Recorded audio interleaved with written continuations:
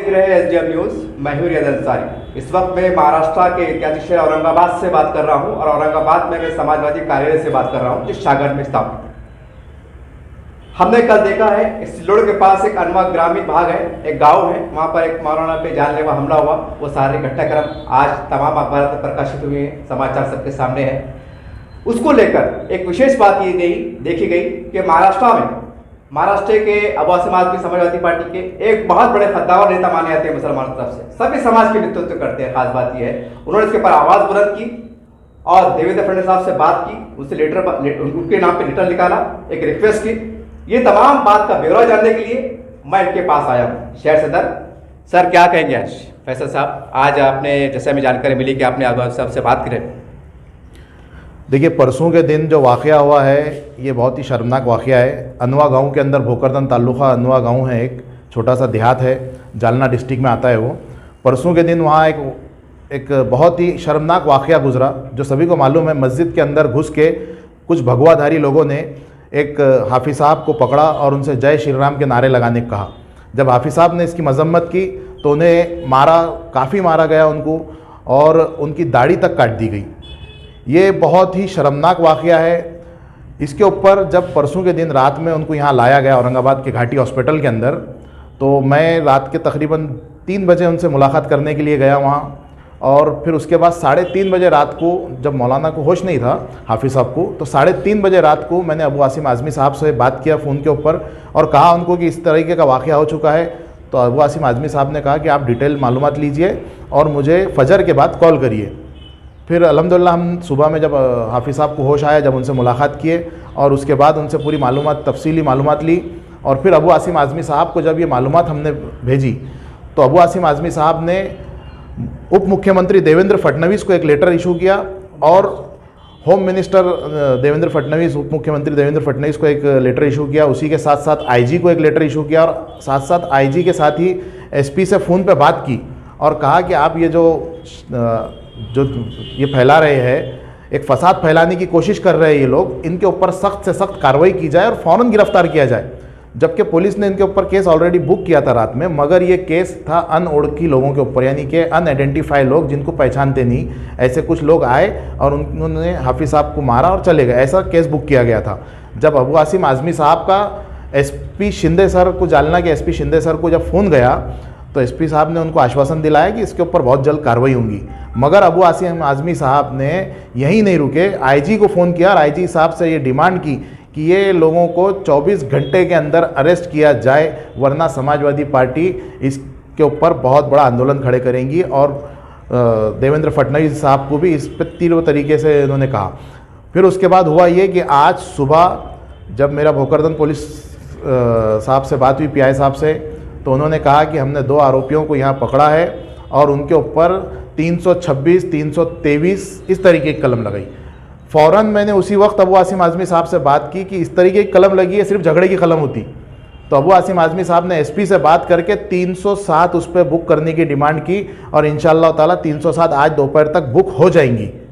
और ये एक बहुत बड़ी कामयाबी है। इस तरीके के जो मैं बोलता हूँ भगवा आतंकी लोग हैं, जिस तरीके से आतंकवाद फैलाने की साजिश हो रही है हिंदुस्तान के अंदर, ये भगवा आतंकी लोग हैं। इनको पकड़ के इनको अच्छी इनकी तरबियत की जाए, इनको अच्छी से बताना चाहिए कि किस तरीके से हिंदुस्तान का कानून काम करता है।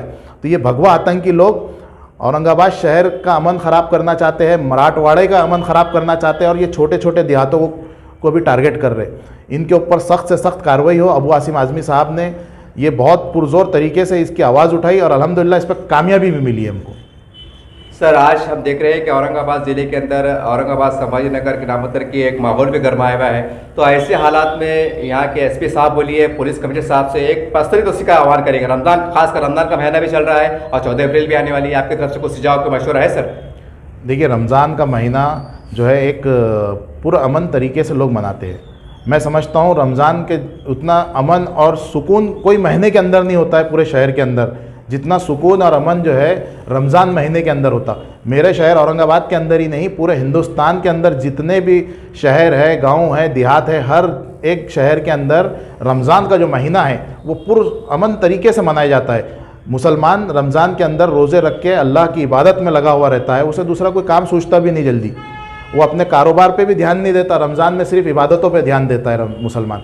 तो मैं समझता हूँ रमज़ान का जो महीना है वो एक अमन और शांति का पैगाम देने वाला महीना है। और जैसा आप बता रहे हैं 14 अप्रैल भी नज़दीक है जी।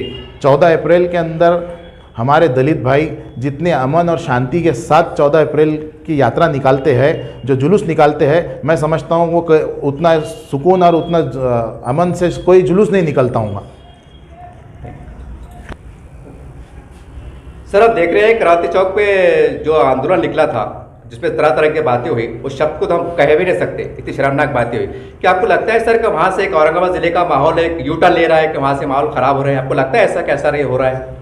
देखिए, जो राजा सिंह और सुदर्शन टीवी का जो सुरेश चौहान है, ये दोनों ने औरंगाबाद में आके जो पक करके गए यहाँ, उसी का ये रिएक्शन है मुझे लगता है।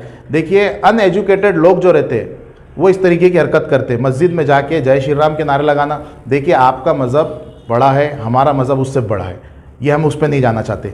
मगर देखिए, जय श्री राम बड़े हैं, आप बोलिए, हमें उससे कोई एतराज़ नहीं। मगर कोई हाफिज़ से आप ये कहलाएंगे तो इसके ऊपर जो है तो फसाद होगा, इसके ऊपर जो है तो लोगों में एक दर्द का माहौल पैदा होगा कि अरे ये आपके मज़हब को क्यों बोलने लगा रहे। यही अगर वाक़या कोई हिंदू के साथ गुज़रता या कोई पंडित के साथ गुज़रता, कोई हिंदू मंदिर के अंदर जाके कोई गैर मुस्लिम या कोई गैर धर्म का आदमी वहाँ उनको बोलता कि तुम ऐसे नारे लगाओ या फला नारे न लगाओ, तो मैं समझता हूँ आज पूरे मराठवाड़े का माहौल ख़राब हो गया होता।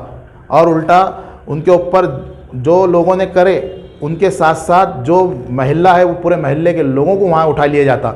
मगर ये भोकरदन पुलिस ने सिर्फ 2 लोगों को उठाया। हमने इस पर भी मजम्मत की कि आप सिर्फ 2 ही लोगों को उठाए, उनके जबकि अंदर 3 लोग तो मस्जिद के अंदर घुसे थे और ना जाने कितने लोग उनके बाहर खड़े हुए थे, भगवा ऐसा गमछा बांध के यूँ मुंह पूरा चेहरे छुपाए हुए थे। ये भगवा आतंकी है, इनके ऊपर आप आतंकवाद का भी केस बुक करो। 307 तो बुक होना ही चाहिए, क्योंकि मौलाना को इतना मार है उसके अंदर। जो हाफिज़ साहब है, हाफिज़ जाकिर साहब जो है, सैयद जाकिर साहब, उनको इतना मार है, उनके चेहरे पे यहाँ कट लगा हुआ है वस्त्र से दाढ़ी काटते वक्त। उनकी पसलियों में एक नॉर्मली फ्रैक्चर भी है, सूजन है इधर की साइड में, तो उनको मार बहुत सारा है। 307 इसमें बुक होती है।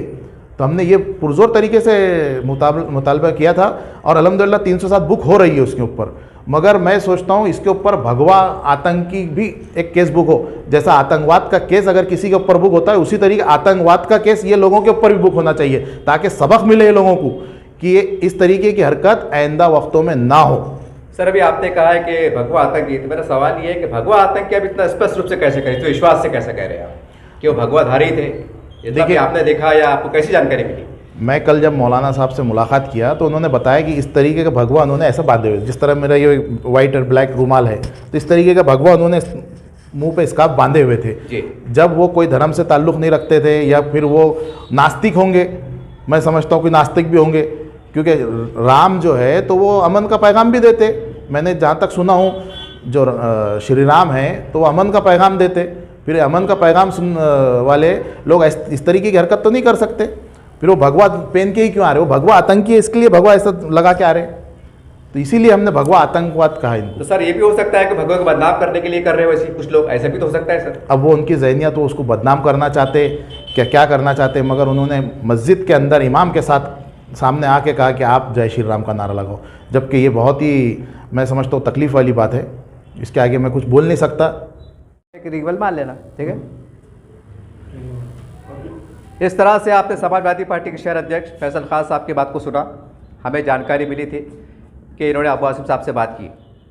हम इनके पास चले आए, हमारी बातचीत हुई, तो मैंने इनसे रिक्वेस्ट किया, साहब एक काम कीजिए ना, मैं अबू आसिम साहब से मैं भी बात कर लेता हूँ, मेरे मन में भी कुछ बात चल रही है, हम चौथे स्तंभ के सिपाही हैं, हमारे कर्तव्य बनता है कि एक समाज में अमन शांति कायम रखने के लिए अपना योगदान दें। तो साहब ने कहा क्यों नहीं, आप बात कर लीजिए, अगर साहब बिजी फ्री होंगे तो बात कर लेंगे। इत्तेफाक से उनसे बात हुई, फ़ोन लग गया, बात हुई। आज़मी साहब से मैंने बात किया हूँ, ये रिकॉर्डिंग आप सुन रहे होंगे, वो रिकॉर्डिंग को मैं डाल रहा हूँ। आज़मी साहब से मैंने रिक्वेस्ट किया, सर हम औरंगाबाद ज़िले में घूमते हैं, कई हमारे दोस्त अहबाब हैं, आज जो औरंगाबाद और संभाजी नगर की लड़ाई चल रही है, तो ऐसा हो सकता है चंद मुट्ठी भर लोग हिंदू मुस्लिम एक टाइम दरार डालने के लिए कुछ नापाक हरकतें करें, तो क्यों क्या ही बेहतर हो कि ग्रामीण की मस्जिदों में पुलिस का गश्त बढ़ा दिया जाए या पुलिस प्रोटेक्शन दिया जाए। तो साहब ने कहा कि कोई मसला तो नहीं आएगा। मतलब सर ऐसा नहीं है, आज भी ग्रामीण के लोग बहुत मिलजुल के रहते हैं। आज भी हम ये नज़ारा देखने को मिलता है, फजर का टाइम हो, शाम का टाइम हो, मस्जिद के बाहर अन्य धर्म के लोग अपने मासूम बच्चों को लेके आते हैं और कोई मौलाना उन पर दुआ पढ़ के फूकता है। ये आज शहरों में जगह जगह मंजर दिखाई देता है और कहते हैं मौलाना साहब मेरे बच्चे की तबीयत खराब है, ज़रा फूक दीजिए आप, अल्लाह का नाम लेके, मालिक का नाम लेके, वो बच्चा अच्छा हो जाता है। ये परंपरा आज भी चल रही है, ये देखने में आती है, ये कहने के ऊपर छोटी बात लग रही है, लेकिन ये हमारे देश की एकता, ये हमारी ताकत, खूबसूरती है। तो बहरहाल आजमी साहब ने कहा है कि ठीक है, इत्तेफाक से वो लेटर टाइप कर रहे थे जो सरकार के नाम पर, तो उन्होंने कहा ठीक है साहब, पे 1 मिनट बात को रोका और हमारे सामने फ़ोन के ऊपर ऑर्डर दिया, मतलब बातचीत की कि उनके मेंशन करो। तो बहुत बड़ी बात है कि हमारी बात के ऊपर, हमारे सुझाव के ऊपर आदमी साहब ने एक्शन में आए और उन्होंने वो 2 लाइन को अंडरलाइन किया कि ग्रामीण में जहाँ जहाँ भी इस तरह की मस्जिदें हैं, आपको लगता है जहाँ का तनावपूर्ण माहौल है, जो भी बात रही होगी उसको देखते हुए वहाँ पर बंदोबस्त बढ़ा दिया जाए। एक बहुत बड़ी बात निकल के आ रही है। और हम आखिरी में जाते जाते एक अपील करना चाहते हैं औरंगाबाद की जनता से। देखिए, श्री राम एक अमन के पैगंबर थे, एक अमन का मज़हब है, तो आखिर क्या आपको नहीं लगता कि हिंदू धर्म को बदनाम किया जा रहा है? तो मेरा मुराद वो लोग हैं, हिंदू धर्म के जो पंडित हैं, बड़े बड़े नेता हैं, उनसे हमारी गुजारिश है कि देखिए, हिंदू धर्म को बदनाम करने की जो लोग कोशिश कर रहे हैं, आप भी आगे आइए। मुसलमान तो आगे आ रहे हैं, लेकिन आप भी आगे आइए और पैगाम दीजिए कि हिंदू और मुसलमान एक जान है, थे और रहेंगे। तो उम्मीद करते हैं कि आप भी आगे बढ़िए। यह समय की ज़रूरत है। आज औरंगाबाद संभाजी की लड़ाई जारी है, तो आप भी हो सकता है कि उसकी आड़ में कुछ हरकतें हो। मेरी पुलिस कमिश्नर साहब से रिक्वेस्ट है कि सर, हम भी समाज में घूमते हैं, आपको भी गोपनीय खबरें मिलती है, तो मेरी पर्सनली आपको रिक्वेस्ट है कि जैसा हमने आदमी साहब से कहा है कि ग्रामीण ने थोड़ा गश्त बढ़ा दीजिए, आप भी थोड़ा सा आपके हिसाब से आपको जो ठीक लगता है वो कीजिए। आज समय की जरूरत है। उम्मीद करते हैं कि तमाम जनता एकता, भाईचारे को कायम रखते हुए आगे बढ़ेंगी और रमज़ान भी मनाएंगे, 14 अप्रैल भी मनाएंगे और हर त्यौहार मिलकर मनाएंगे। ये आज समय की ज़रूरत है।